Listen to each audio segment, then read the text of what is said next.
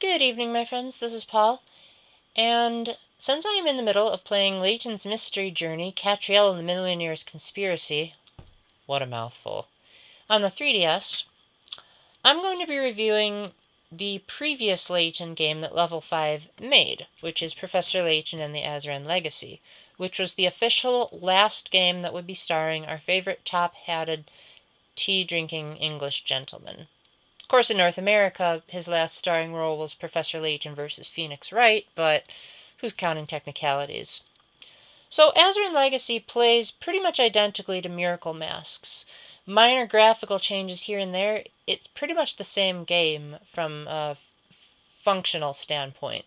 You slide the stylus along the touchscreen, gather hint coins, evidence, talk to people, solve a ridiculous amount of puzzles. At the time of the game's release, it had the largest collection of puzzles in a Layton game to date, and try to discover the mystery of the frozen mummy. Basically, a girl that was frozen for thousands of years that still preserves her youth perfectly, despite being frozen in ice.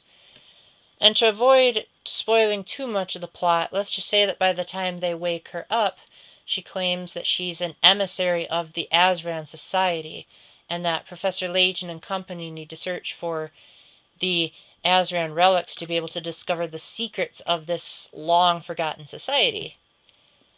Yeah, Layton plots have always been kind of far-fetched, but they give you the impression that they want to make this a real serious showstopper. And so as a result, if you're expecting a stereotypical Layton ending, which believe me, if you've seen one, you've pretty much seen them all, with the possible exception of Unwound Future, and this game is both the exception and not.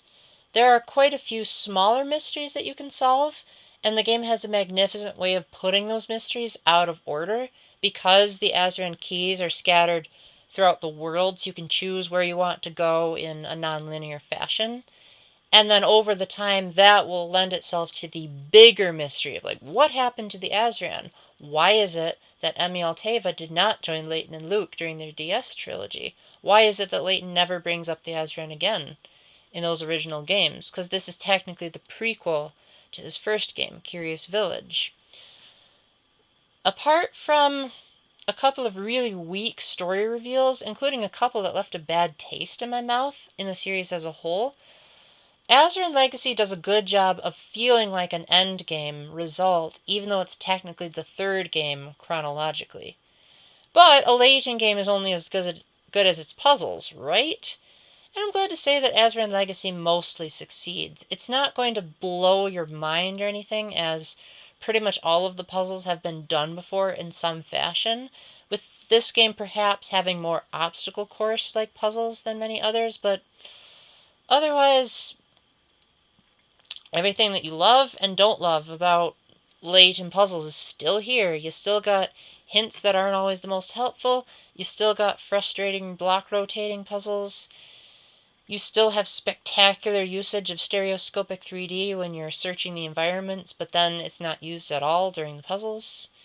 And you've still got stellar voice work and music. Even if a lot of the music seems like it was ripped straight from Miracle Mask, it is still quality performances. And the voice work is solid too, even if occasionally some of the accents seem a bit forced.